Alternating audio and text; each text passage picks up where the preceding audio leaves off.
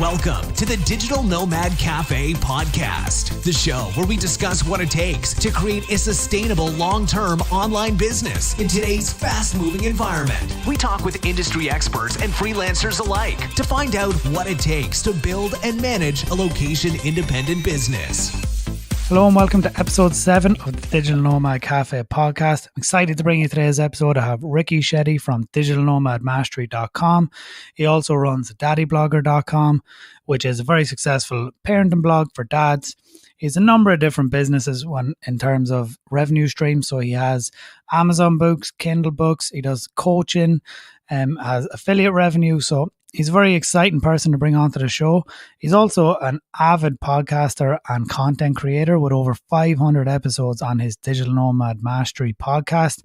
And he's very much an advocate of getting things up onto YouTube. And we recorded our own live episode after this one. So if you want to check that out, you can head over to his show after listening to this episode. Welcome to the show. How are you doing, Ricky? I'm doing amazing, Adam. Super excited to talk about the whole topic of digital nomadism. I do feel it's a big trend and a boom within the internet marketing and just the business entrepreneurial space generally. So super excited to connect with you and chat all about how to become a digital nomad.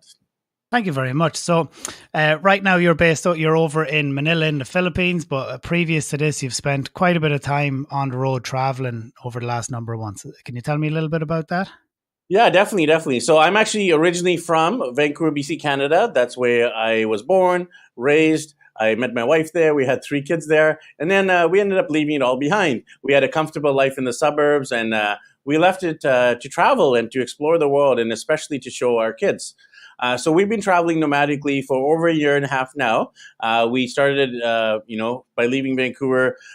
We traveled through Asia, the Middle East, parts of Africa. Then we focused a lot on Central and South America. That was an area of the world I hadn't explored, and neither had my wife, and of course, neither had our kids. So we actually spent about close to a year just in South and Central America. We visited every single country in South America. There's 12. So we did 12 out of 12. And then we did every single country in Central America. There's 8. So we did 8 out of 8. So I've actually done every single country in continental America from Alaska to Argentina. And now we've actually come over here to the Philippines where my wife's parents live. And we're going to base ourselves here for the next few months. And then we're going to set off again. So we do a little bit of a fusion between fast travel, slow travel, setting up bases in different parts of the world.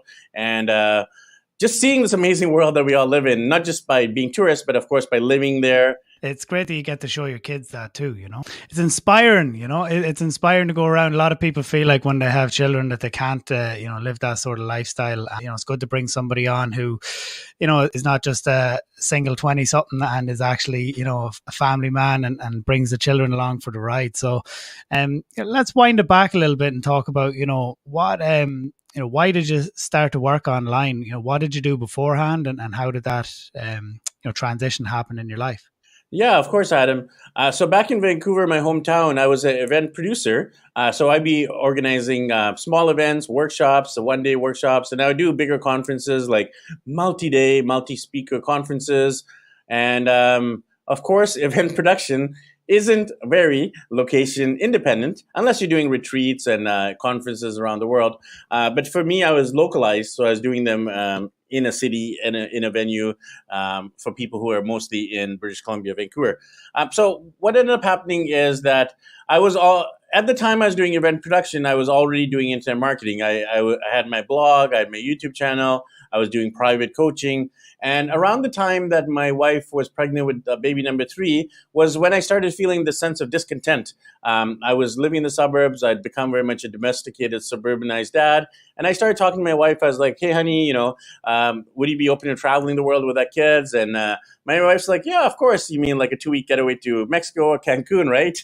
And I was like, well, maybe a little bit longer, maybe more like 6 months to a year. And then she's like, what? What do you mean like 6 months to a year? And, after some back and forths, she and me, we came to the conclusion, like, let's do this as a test. We'll try it out. And if she doesn't like it, if I don't like it, if the kids don't like it, if we as a family unit don't like it, we can always return back to the safety and security of Vancouver. So we did the test during her mat leave. And for those of your listeners who don't know, Canada is amazing in the sense that we get 1 year paid maternity leave, maternity or paternity. Well, in this case, my wife was working in a corporate job, Best Buy Canada, and I was working online, and I was an entrepreneur with event production. So what happened is we made this decision during her mat leave to travel. And again, if we didn't like it, we would come back. But we did like it and we loved it. And, we'll probably talk about in the show about some of the struggles and challenges nomads face and that we have faced and we continue to face. Wi-Fi, of course, is not one of the big ones. But we loved it to the point that we did not want to go back and live the normal suburban life in Vancouver. We wanted to set up bases and try living in Asia like we're now, and lived in South America like we did last year. And our goal is to actually do Africa in 2019. So we want to, live and integrate into the local communities, the cultures, the continents that we're visiting. So we're not just visitors, we become kind of semi-expats, not like expats for the rest of our lives, but like expats for 6 months and base ourselves in different parts. So that's a little bit of the backstory of how we got started. And in terms of my personal business, internet marketing. So it's private coaching. I'm doing mastermind groups. I'm doing online courses, Kindle books, blogging, social media, podcasting, YouTube ad revenue, virtual summits. So it's very much a fusion, multiple streams of income approach. And I do believe that a lot of nomads should. And I would recommend nomads follow this multiple streams of income approach just because, sometimes you'll be doing online coaching and you might not have that many clients. You need to have a backup, like maybe you're doing sponsored posts. Well, you need to have a backup, and maybe you're doing YouTube ad revenue, but the YouTube ad revenue isn't enough, right? So if you have a fusion approach of multiple streams of income coming from different places, you're going to be much more stable than if you're relying on one source of income. And I know, Adam, you have a different model where you're actually working for a company and they allow you to work remotely. And that's even a stronger model in the sense you have that stable, secure, consistent, reliable income. So there's so many models, and I happen to follow this multiple streams of income model. Oh, I totally agree that is one of the most important ways. When I was living in Thailand and we came back to have for our daughter, there was 2 big Google updates, and a lot of the clients who I worked for providing, at the time we were running a content business, so writing articles, and we were doing SEO and blogger outreach for link placements, things like that. And within 1 month, pretty much like it, that whole well dried up. And nothing that we did wrong, there was nothing wrong with the work we were providing. It was just that Google had done these 2 big updates. A number of people who were relying on these services no longer needed them because the websites they were using them on got hit. And you were just kind of, it puts you in a bad position because you're on the defensive then, and you're probably you can take on work maybe you wouldn't otherwise do, or, maybe you price out of desperation because you need cash flow in. And this has been discussed on previous episodes. It's really important to make sure that when you're making your money, especially if you're traveling and doing remote work and the freelancer thing, to make sure that you're keeping a rainy day stash, but also like 100% diversify your income and move into other areas, which is primarily usually the affiliate model, or like you're saying, doing something like YouTube ad revenue. And can we talk a little bit about when you first left and when you started? Because right now you've got what I would call it was a brilliant model. You got coaching, masterminds, Udemy, you got your YouTube podcast, and then you got virtual summits. But when you first left, like, what did that look like then? Did you go straight to coaching, or did you have a services based business? Because I feel like a lot of yours are a one-to-many model, which is a fabulous model in that you're not just working one-on-one with people outside of the private coaching. Let's say you're not like servicing clients like a web designer or a graphic designer. When you left originally, like what did that look like for you? Yeah, so I believe what people should follow is the quickest way to the most cash.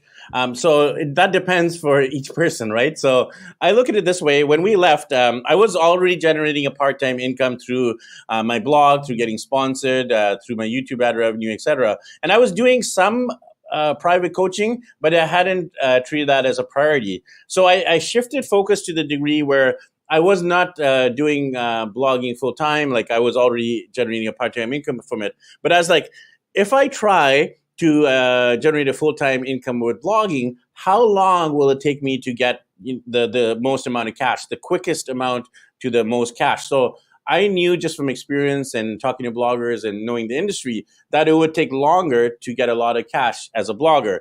Whereas coaching, I knew that just again, through studying the industry and talking to people, I could get more cash at a quicker pace just by doing strategy sessions and adding value to people. And then when you do your free calls, people will see the value. And if they feel it's a good fit, they'll hire you for private coaching. So literally, I can do like 5-10 coaching calls this week. And by next week, I'll probably, if I do 10 calls, I'll probably have 1, 2, or more clients, depending on how good I am.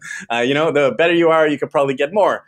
So I looked at it like, okay, I need to get more money because just through, like we had savings, obviously, we sold a lot of stuff. We were getting my wife's mat leave pay, and then we were getting my part-time internet marketing income. So I was like, if we do this on these income streams alone, we're going to quickly run out of money. Then we're going to end up broke and head back to Vancouver. So instead of relying on savings and, variable income, I decided to be very intentional and focused about getting coaching clients. So I just started putting out there, I'm a coach, and then I would get onto media interviews. And again, I'm a coach and I offer free sessions. And I would just reach out to my friends and I'd be like, hey, I'm willing to coach you. I just want to get experience and testimonies and case studies. And the more I did it, I personally started getting confident, and I was like, man, I'm good at this. Because like when I first started coaching, and some of your listeners might feel, how can I be a coach and I'm not qualified, and why would someone hire me for coaching, right? You might have that little voice in your head saying those things. And I did have that voice. And even now I do have the voice at times too. We all have that voice of the inner critic, so to speak. So I had to defeat that inner critic by practice. And the more I practiced, the more confident I became. So now I can easily have a strategy session and show so much value that people will be like, man, this guy's good. I want to hire him, right? So I've got to the point where I'm very confident in what I do in terms of the value I provide and in terms of the results I've gotten for clients. So the beginning was like going back to that decision that I need to make money quick and enough that I can support my family. And then maybe doing a side hustle thing, right? So if you're working a 9-to-5 job, maybe start coaching as a side hustle and then build it up into from a part-time to full-time income. So hopefully that helps any aspiring digital nomads out there. When you approach doing the coaching, I guess a lot of people can get caught up in the, what would be the word? Busy work. Like a lot of people can get caught up, doing their logos and doing their websites, and then they have to have their social media all perfect and polished and lived in. And, there's a lot of procrastination that can go into, be starting your online business or, putting yourself out there in a lot of cases, I think sometimes. So, when you approached all this, do you feel like in hindsight now, you just pulled the trigger and took action and figured that stuff out as you went along? Or, did you find yourself delaying and procrastinating on these things that can seem, they're not necessarily important? What's important is getting people on the phone in your instance. So what's your thoughts on that? My thoughts on that are exactly what you just said. It's more important to get people on the phone, do the sessions, and then get the clients. You don't necessarily need a website for that. You can just post on your social media like, hey, I'm looking to getting some coaching clients. I want to get some experience. I'm willing to do some calls for free. And really, that's what I did. I was just like, I did free calls at the beginning because I just wanted experience and build up my confidence. And then, you might start at a lower price point, like $50 an hour, $80 an hour, go to 100, go to a couple hundred. And then you go from sessions to more like programs, like 3 months, 6 months. And then you might want to go from like a lower price point to like a high ticket coaching program. So in terms of like what you mentioned about things like procrastination, at the end of the day, we're humans. We struggle with the inner critic I talked about. We struggle with the procrastination as well. And we also struggle with the things we're not good at, our weaknesses. So I ended up I actually outsourced a lot of the stuff, like especially the admin or the graphics, the website, the editing stuff that I'm not good at. I outsourced them I have a team in Venezuela. I have some people in India and here in the Philippines that can do these things. So I outsourced a lot of that stuff. And in terms of procrastination, I find like when I'm doing things like Kindle books, like I have like 7 books. How did I write 7 books in 7 months about the 7 continents? Well, I put it on social media. I just say, hey guys, I'm going to publish my book on Father's Day of 2019. 18, right? So because I put it out there, I'm accountable to meeting my goal. So that's a little bit of how I overcome procrastination. Of course, having a coach yourself or having an accountability partner, a mastermind group, those are also great ways to overcome the procrastination within us. Putting stuff in your calendar as a non-negotiable, that's also important. So those are some tips in terms of how I've been able to overcome my own desire to just be lazy and procrastinate.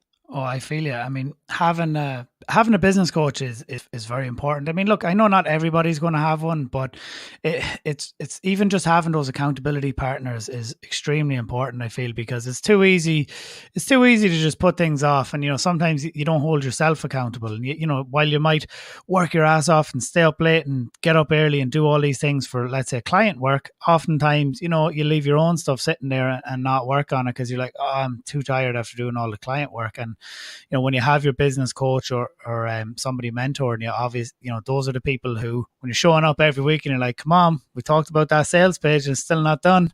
What's going on?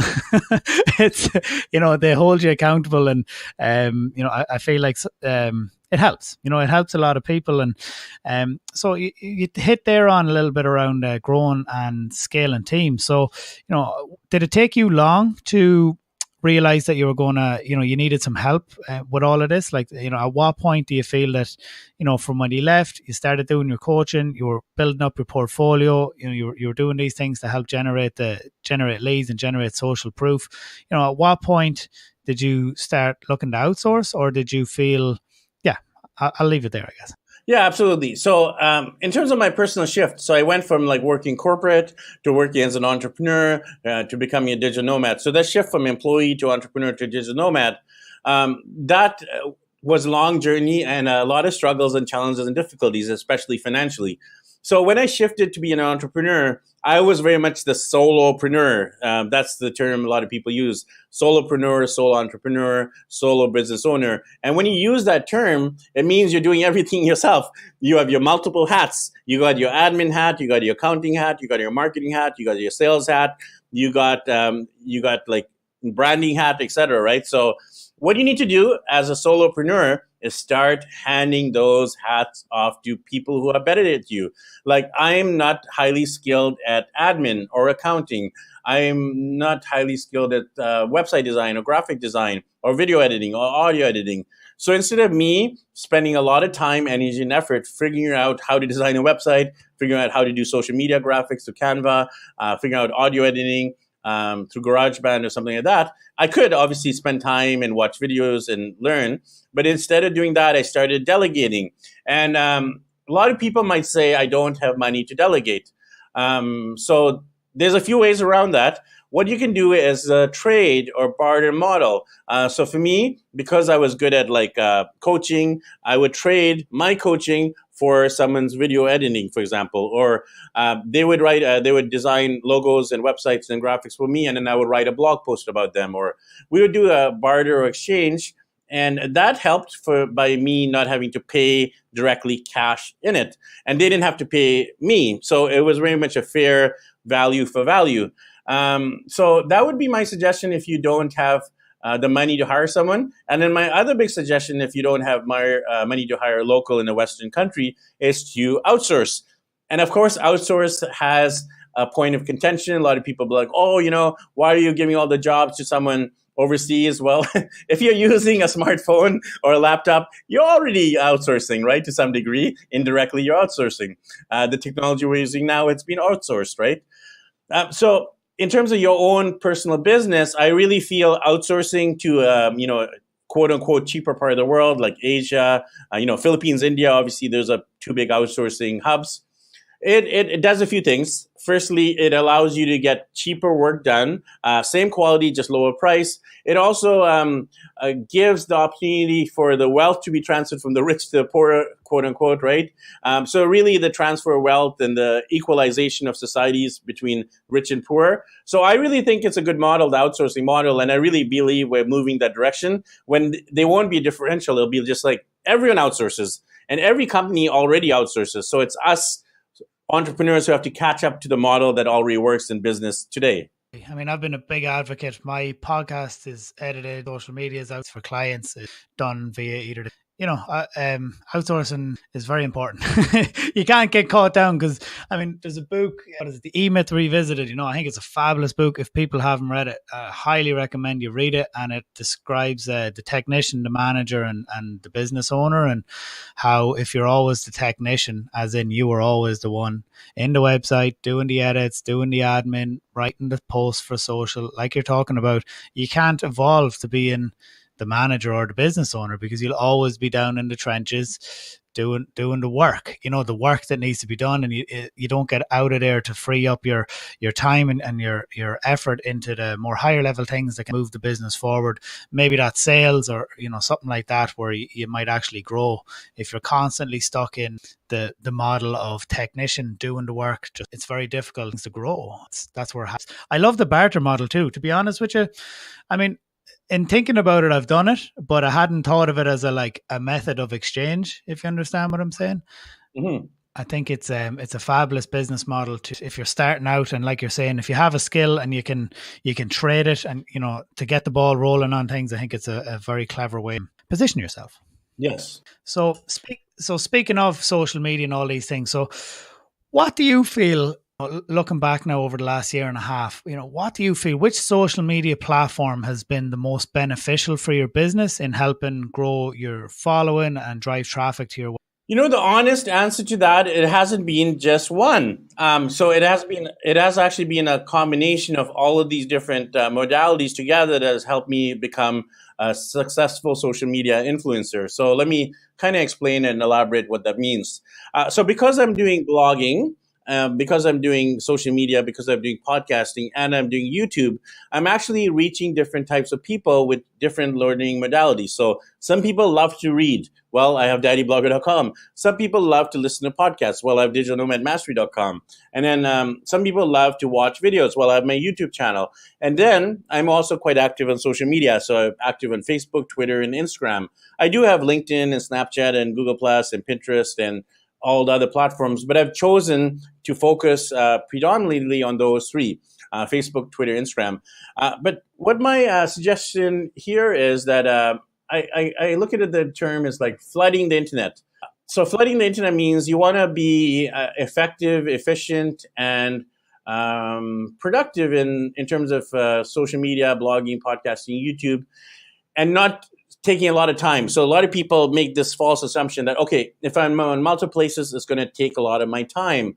Well, there's ways around that. For example, when you're recording a podcast, so like what I do is I record my podcast both on Zoom, and I record both YouTube and, I record both video and audio. And what happens is I send the video to my outsourcing team. They handle the rest. They basically take the audio file, they put it on iTunes, the video file goes onto YouTube, and then I can put another version onto my blog as well. So just through me talking to someone, pushing start, pushing stop, I can have three different modalities covered: my blog, my podcast, my YouTube channel, and content for social media. How easy was that to get all four modalities covered through one interview? So I just wanted to kind of break the assumption that it takes a lot of time to do blogging, social media, podcasting, YouTube, because that is a myth that's been, that people believe. The way I described it, if you guys wanted to become podcasters, for example, then just follow the approach is what I was suggesting. Record both video and audio, put the video on YouTube, put the audio on iTunes, take the audio and transcribe it. Put the highlights to a blog post, and of course share those things on social media, and then you're going to reach a whole bunch of people in a whole bunch of different ways, and that's going to allow you to build your platform, your following, and you're going to see which works best. Like if you're finding, okay, I have the video version, but it's not getting a lot of traction on YouTube, then maybe you should focus more on just the audio version. Or if you're putting it onto blog and it's blowing up on the blog because you're getting Google ranking, because you have all these blogs coming out regularly, then do that. Or if you're finding not a lot of people listen on iTunes or YouTube or my blog, but most people actually engaging directly on my Facebook page or group or profile, then put your energy, focus, and time there.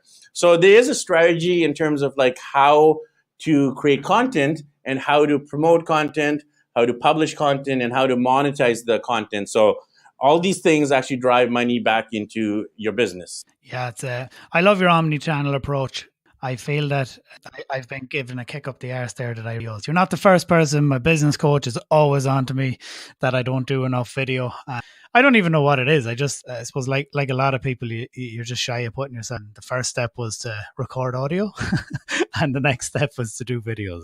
It's a powerful approach, and it's about having that team there. I 100% agree with you that like building and running a podcast, just to hit on that a little bit, because I'm literally in the early stages of such a thing. So I mean, this is episode 7 of the podcast. I launched with the idea of doing one a week, and quickly realized that having a podcast that has a guest-based focus is a lot more work than I anticipated. And in a lot of ways, you're relying on other people's schedules. Things can get cancelled. Wi-Fi issues can come up, and it's you really need to either set time block heavily and book multiple shows on one day, or else it'll just start frustrating you. With and you're putting yourself under all this pressure.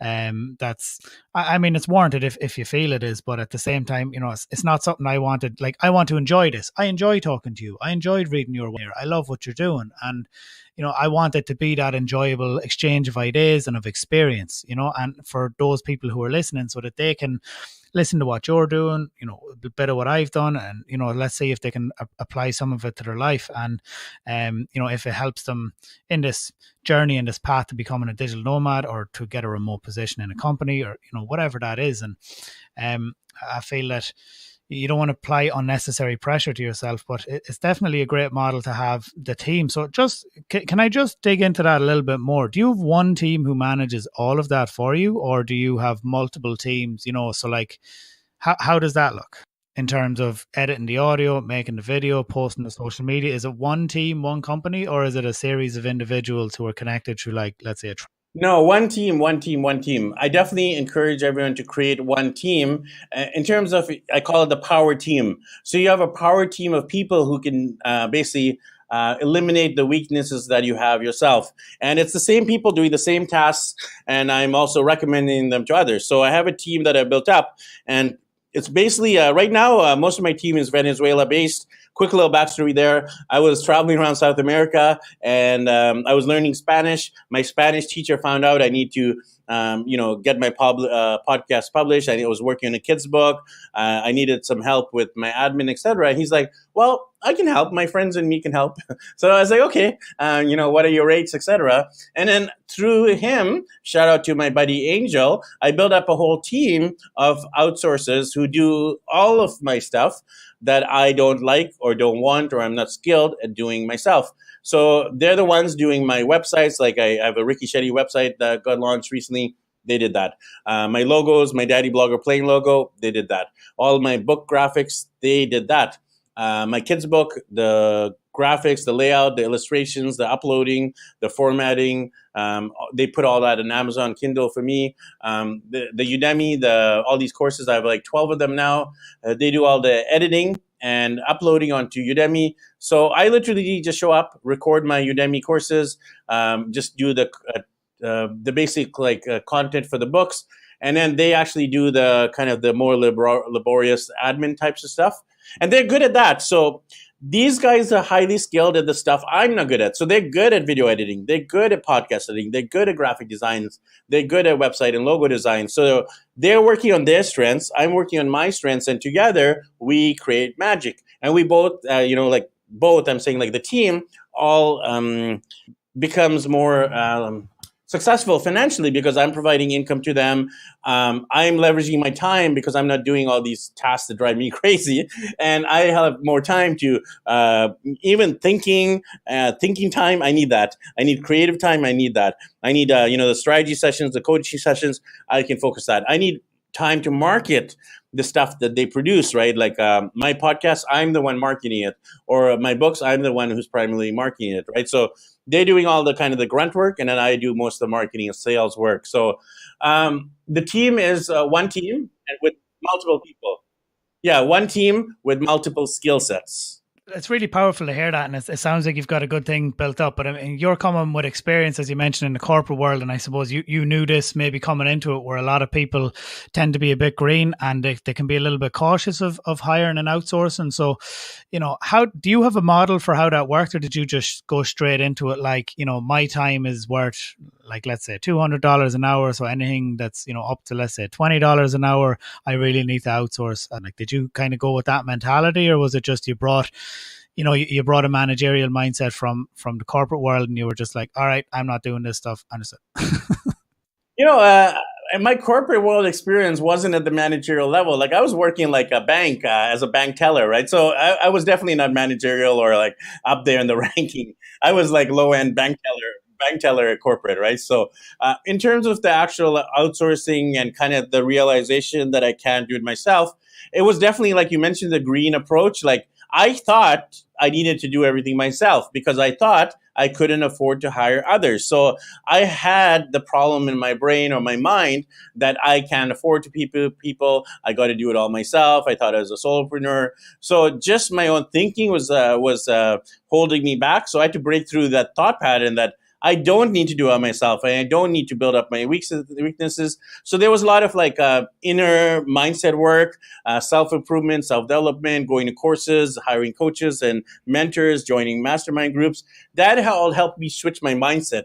And the most important thing that an entrepreneur needs to work on is not branding, not marketing, not sales, but mindset. It's very important to, I suppose, you're constantly evolving, and you have to have a growth mindset too. But like you're saying, you can't be afraid to outsource these tasks that are taking up your time. But sometimes it can mean a commitment that people aren't used to. Like maybe people aren't used to paying for, like you're saying, doing the admin or website and their social media, and they hold on to it, and they feel like, oh, I can't give this away, or somebody else can't do it. And it's very important in a lot of ways to free that stuff up, unless you're like an Instagram influencer and that's all that you do. But you know what I mean? Like, it's if you've got so many moving parts going on here with the business, you really need to have that solid team structure in place.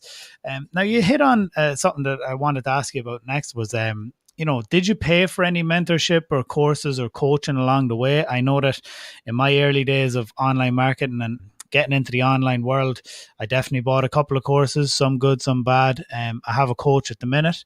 And yeah, I'm just curious, do you have a coach or a course? And, did you pay along the way? At what point did you seek that help from somebody who maybe has done it? The answer is yes. So I did. So the answer is yes to the question, did I and do I have mentorship, courses, and coaches?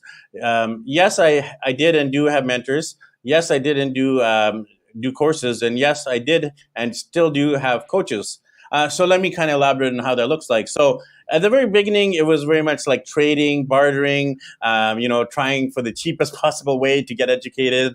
Even volunteering, like this is a great way actually to get into events. I couldn't afford to go to a lot of events. And I'm being very real here with the financial side of things, because at the beginning, you guys who are listening to the podcast are probably also struggling with the finances. So be creative, like barter. Volunteer. So I wanted to go to a lot of events. Like I wanted to go to workshops, conferences, like big summits, but I couldn't afford to go to all of these without going to massive debt, right? So what I ended up doing is just contacting the either the owner or the event organizer or the someone in marketing, and then I'll just say, hey, I'm a keener. I'd love to volunteer to your event. I'll do whatever it takes. Even if it means cleaning toilets, I'm willing to do whatever it takes. I didn't ever have to clean toilets, but I did have to like work in registration. I had to set up chairs. I had to stay behind after everyone left to put away the chairs. But the beautiful thing is I got to get a lot of quote unquote free training because I got to go into these events and I got to listen, observe, and avoid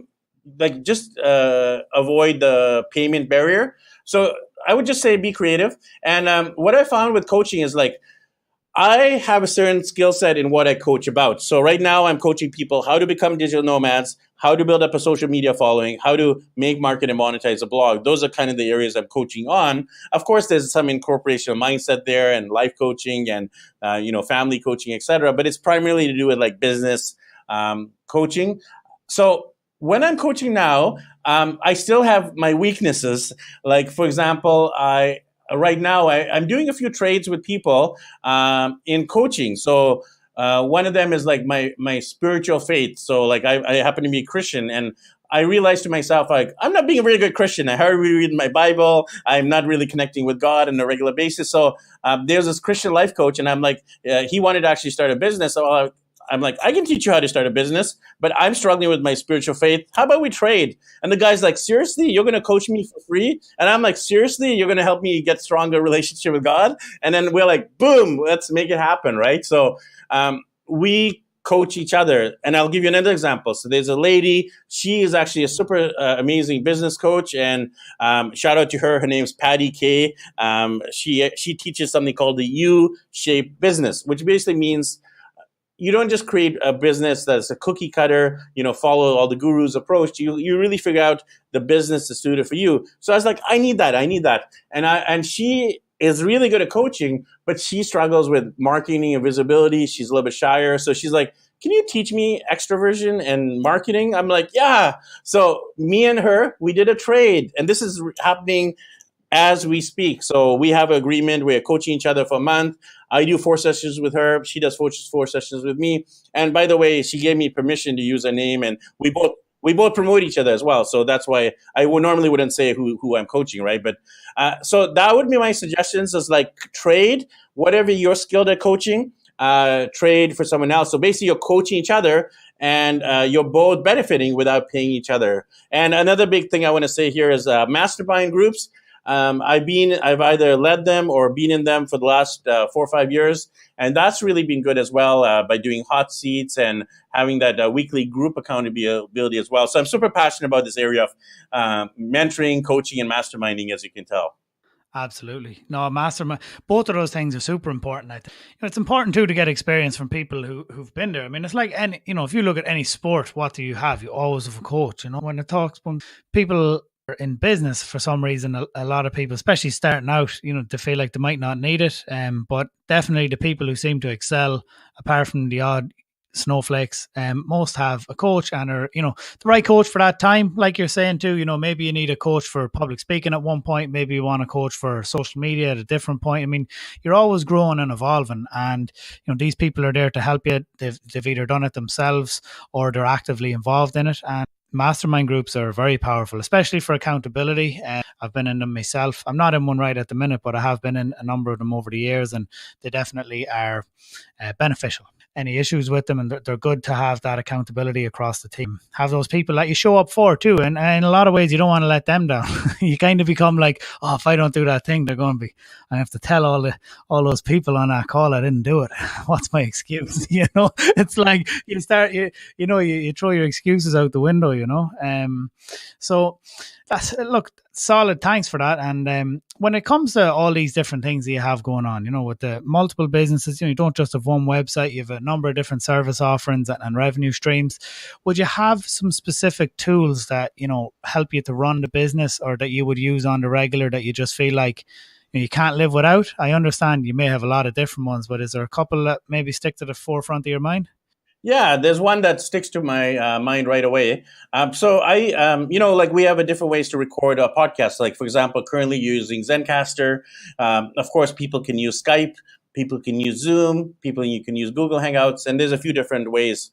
So I've been using Zoom. And I found when I'm recording these interviews, I was doing too much work. I was recording my interviews, then I was downloading to my desktop, then I was uploading to YouTube, and then I would send the YouTube link to my team, and then they would do the rest. But still, those steps were taking too long. I was downloading, I had to wait for the uploading, I had to wait for good internet when I'm traveling to have enough bandwidth to upload quickly. So what I ended up doing is on Zoom, there's a free version. There's also a paid version, and the paid version is quite cool because you can actually live stream directly when you're doing the interview onto YouTube or onto Facebook. So what I've started doing is I got the paid version, and I didn't trade for this one, by the way. I am paying monthly for it. Zoom, if you're listening, we're talking about you, so you might want to sponsor us. But anyway, Zoom, so Zoom, shout out to them. I'm not getting paid to talk about them, but basically Zoom is brilliant because what they did is they solved my problem because I was taking too much time to download, upload, and wait. So I didn't want to invest my time in that process. So what ended up happening is I live stream my interviews, as you'll see when we do our interview, onto YouTube directly. So as we're talking, as we're doing an interview, people can watch in real time on YouTube and Facebook. And then I don't have to do any of the downloading, uploading later because it's already sitting there on YouTube waiting for my team to do their magic. So I'm a huge advocate of not just the free version of Zoom, but doing this paid webinar version. And for those of you who are wanting to get into webinars, they have a great webinar system as well. And just the ability to live stream with multiple people simultaneously is amazing. So yeah, that's one of the tools I can think of right away, which I would recommend to the people listening. You scare me with your live YouTubing. Everything I would do is normally, look, to be fair, it's not heavily edited. I mean, we take timestamps and can be Wi-Fi issues. We'll upload that file, but I hear what you're saying. Like there's a lot of background work that goes into, all of these things. And if you have a tool that can just help improve that efficiency and reduce the time to do the desired task or whatever it is, then for sure it's worth the money.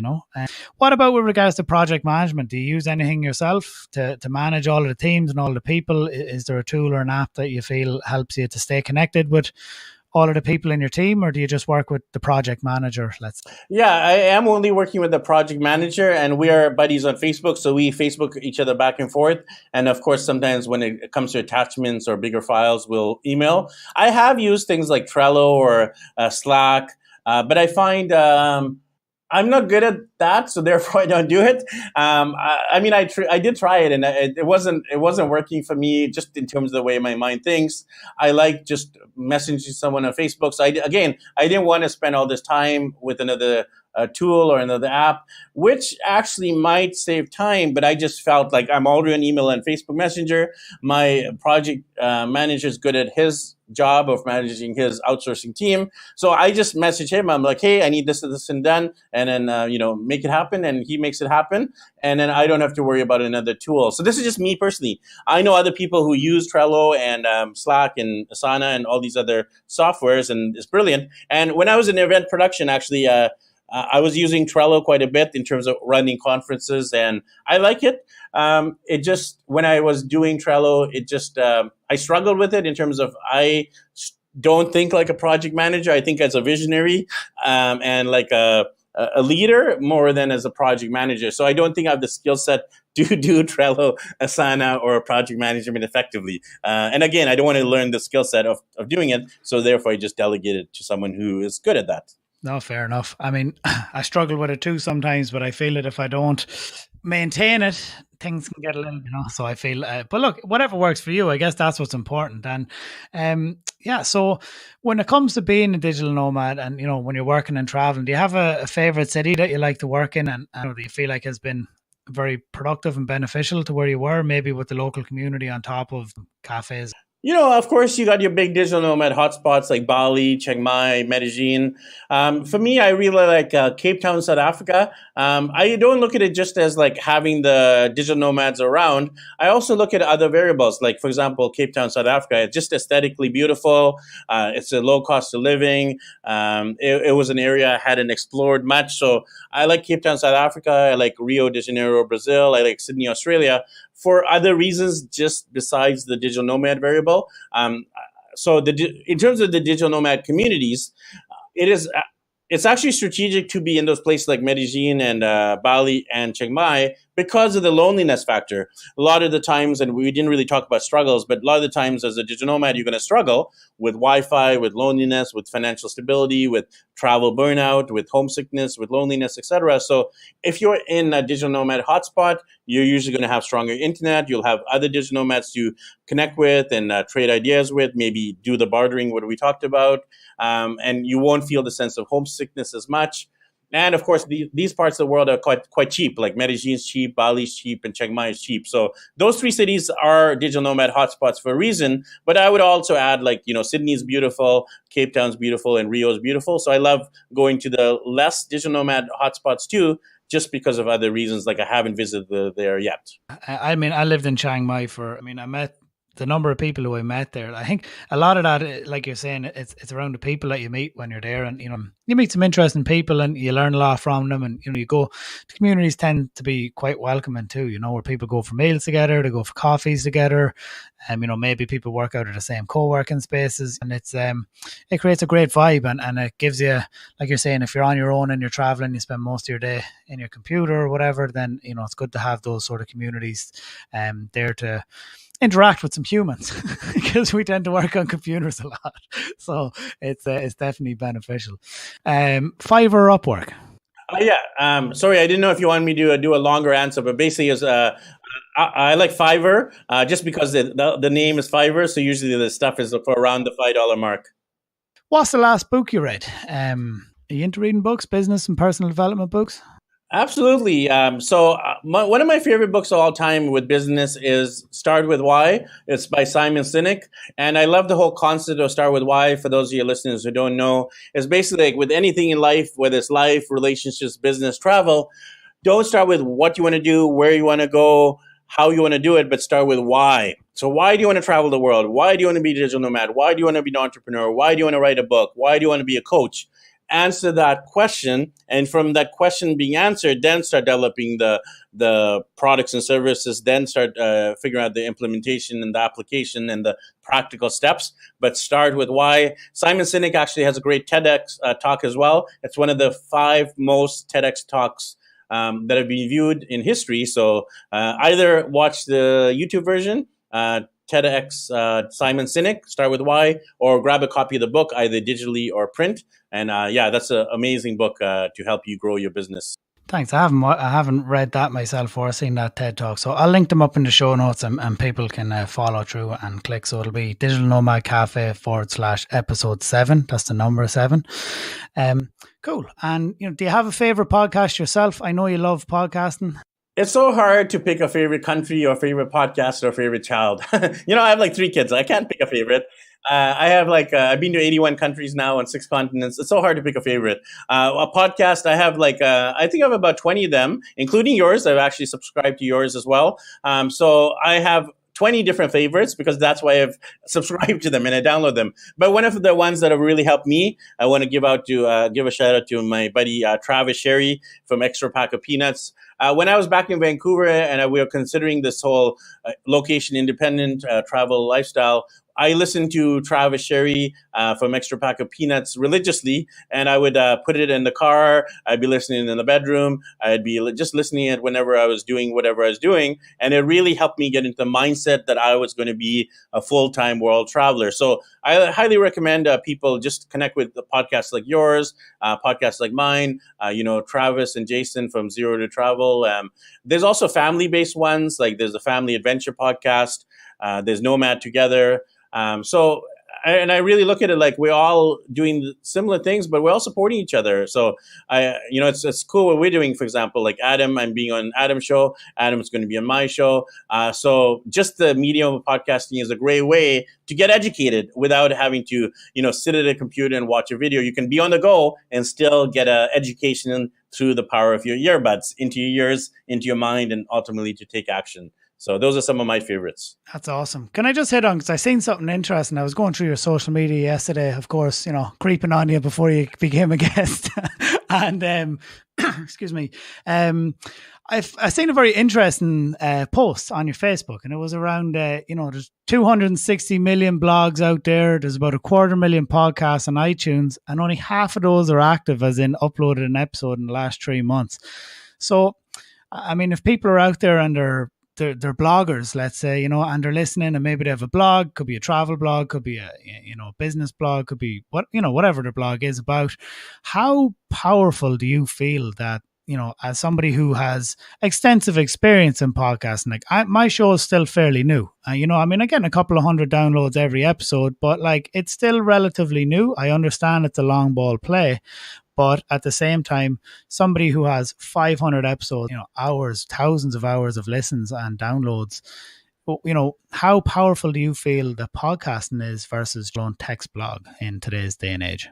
Well, I can't make that comparison because I have both. I have daddyblogger.com, which I'm actually more famous for. Then I got Digital Nomad Mastery, which I don't think I've achieved the level of fame through podcasting. So you got to look at it not just as like podcasting versus blogging versus social media versus YouTube. I really feel like we talked about this already, the omni-channel marketing. And I really feel at the end of the day, it's not the medium that's the most important thing. It's actually the branding. So I teach a system. It's called Make, Market, Monetize. Whether it's Make, Market, Monetize your podcast, Make, Market, Monetize your blog, Make, Market, Monetize your book. Basically, you got to start with the making first. So the reason I feel that daddyblogger.com has been more successful than maybe some of the other stuff I've done is just because I had and still have a super strong brand. It's 2 words. It's highly effective, highly memorable. There's good branding around that. So people are like, okay, daddyblogger.com, I get what it's about, right? So with the podcast, I didn't have immediate success. It took me a longer time. I'm not sure if it was the branding, if it was like...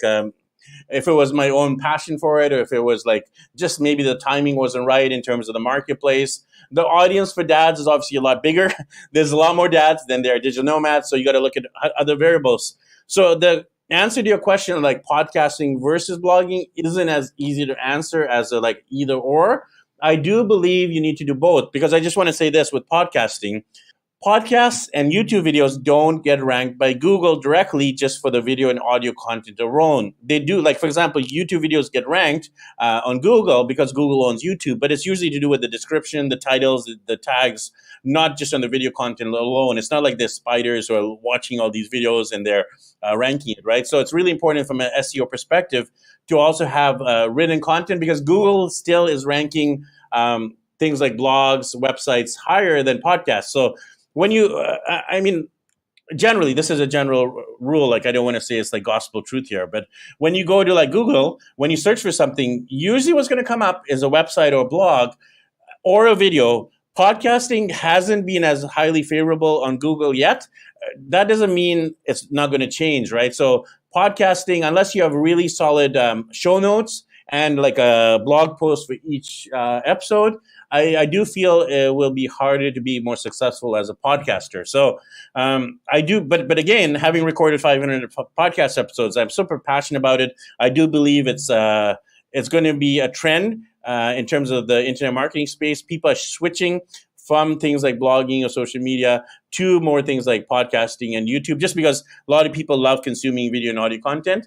But I don't believe that blogging is dead, quote unquote. I do believe you can do both, and especially blogging for the sake of SEO and the know, like, and trust factor, the KLT factor. It's so important, and there's going to be some people that like reading, and of course for Google ranking also. So it's such a hard, kind of question to answer without you kind of going to those other variables I mentioned. But I do believe do as many as possible: blogging, social media, podcasting, and YouTube marketing.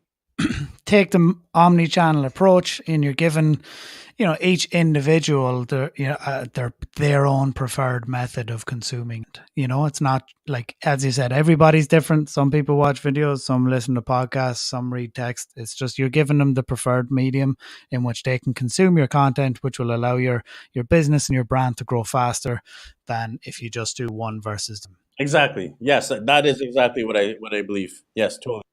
To close up, so would you have any tips or advice maybe for those people who are looking to get started? If you're back at square one, if you no coaching clients, you didn't have any courses, but you wanted to, start either working from home, or you wanted to be able to travel and work, what do you feel? What would you have any advice in hindsight, looking back on that, to where those people are, and any tips that you could give them? Absolutely, absolutely. I was really looking for this advice back in Vancouver, and that's why I was listening to Extra Pack of Peanuts, and Zero to Travel, and Location Indie, and Family Adventure Podcast, and Nomad Together, and Budget Travel, the Budget Traveler Podcast. So I was listening to a lot of podcasts, but I developed my own 4 steps to travel the world, and I'll quickly explain it for the sake of your listeners and people wanting to get started with the digital nomad lifestyle. It's the 4 S's to travel the world. The first S is to save. The second S is to sell. The third S is to get sponsorships. Fourth S is to get a salary. So I'll quickly go through that in less than 2 minutes. So saving, quite self-explanatory. Put aside a certain amount from your budget, your income towards your travel budget. Cut down on expenses, the latte factor, coffees, dinners, movies out. Cut back on expenses like purchasing the latest tech or gadgets. Selling, you got to make a decision whether you're going to sell the big items like the house, the car, the furniture, the gadgets, the tech, or you're just going to rent it out on things like Airbnb or VRBO or short-term or long-term rental. And then the sponsorship, as a blogger, a podcaster, social media, YouTuber, you can actually start getting sponsorships. You can get sponsored hotels, sightseeing, food, transport, and that will obviously help you with the travel budgeting side of things. So getting sponsors is key. Even things like travel hacking, using points and miles through credit cards to get flights across the Pacific Atlantic for like under 100 US. A lot of travel hackers can do that quite easily. And then there's the whole area of salary. So doing things like what we've been talking about.